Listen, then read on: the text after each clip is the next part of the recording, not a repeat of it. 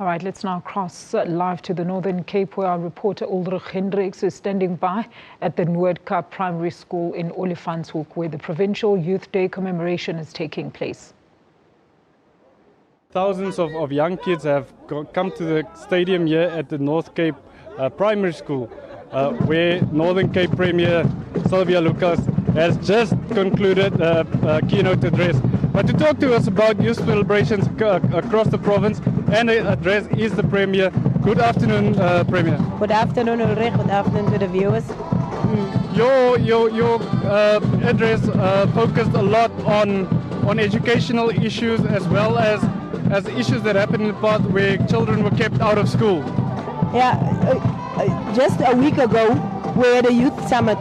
Before that we did some research to see what the issues are that young people feel is challenging to them. And education was one of the issues that came up together with crime and together with unemployment.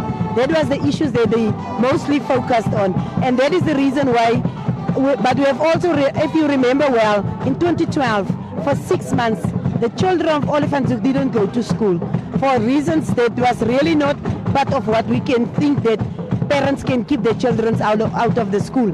So that is the reason why we had to focus on education, especially for the specific community, but also for the broader JTG, because remember JTG was also in 2013 the region where children was kept out of school for a road that was not built or something like that. And that is the reason why I thought and we thought our central message to these communities should be the issue of the importance of education, because without education you aggravate actually the situation of unemployment, of poverty, and it's only when people are educated that they can work themselves out of poverty and out of the inequality. That is also one of the challenges that we as South Africans are facing, and that was the reason why we focused on education, but also on the tendency, because children coming from rural areas coming to school sometimes find themselves vulnerable to the tendency that we call what is now commonly known as blessers and blessies. But for them as young girls especially, the reason why I'm bringing this also up is that John Taulagheid 2 years ago had the highest rate of teenage pregnancy in South Africa. And that is the reason why we had to address the issues that are relevant to the communities that we are addressing today at this, because it's mainly people from John Taulagheid that are attending this event. In terms of a policy or a plan to prevent what happened with the road issue and with the Olifantshoek schools issue from happening again, we began to address that issue, especially the fact that we have actually brought it home to parents together with the traditional leaders, together with the national government, that actually education cannot be linked to service delivery.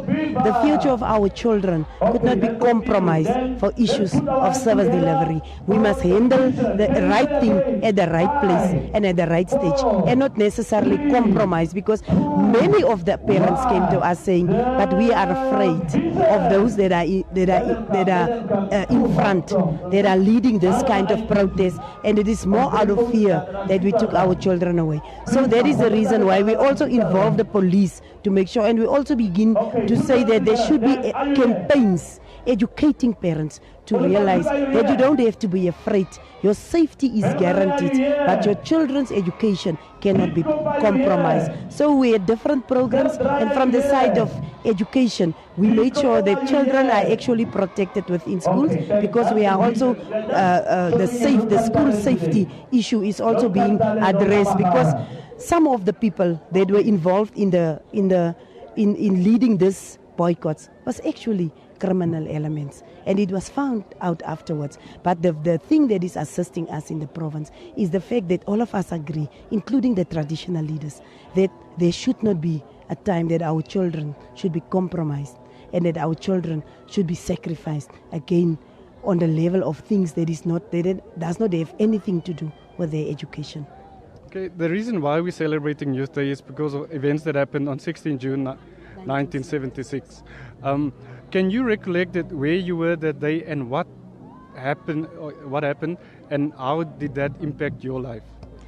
I must say that 1976, June 16, we were in the classrooms when the high school students of Carlton van Heerden came to actually take us out of the classrooms. And we didn't realize it then, because we were still at primary level. We didn't realize it then. But afterwards, when there was now a reminiscing of the whole issue that happened, they actually told us, as the high school students, that they used us as a shield so that the police should not shoot them. As young children, you must remember, it was very exciting. We didn't really realize the full impact of what was happening. But afterwards, when we were informed, it was like a good experience. Actually, I can say to myself, because it conscientized me, it made me more conscious of what is going on around us, around the world. And the whole issue of solidarity became part of how we dealt with life in the future. From there on, we begin to realize, when we eventually got to Carlton, we were part of those who had boycotted classes and everything, because we were very conscious after what happened to us in 1976. Just this morning, I spoke to someone and say, maybe in our own context, we must begin to also commemorate what happened 1976 in Kimberley and in Uppington and in other areas. We know about William Prescott. Learners was at the forefront, the high school students then in Uppington, Carlton van Heerden, they were at the forefront, but they actually took all of us with them, so that the consciousness of ourselves was actually touched by what happened in that time.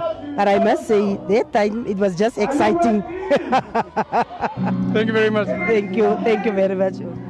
That was Premier Sylvia Lucas recounting where she was in June 16, 1976, and as well as what it means to her. She says that it also happened in various schools in around Uppington and Kimberley, and they are looking at commemorating that. With that, it's back to the studio.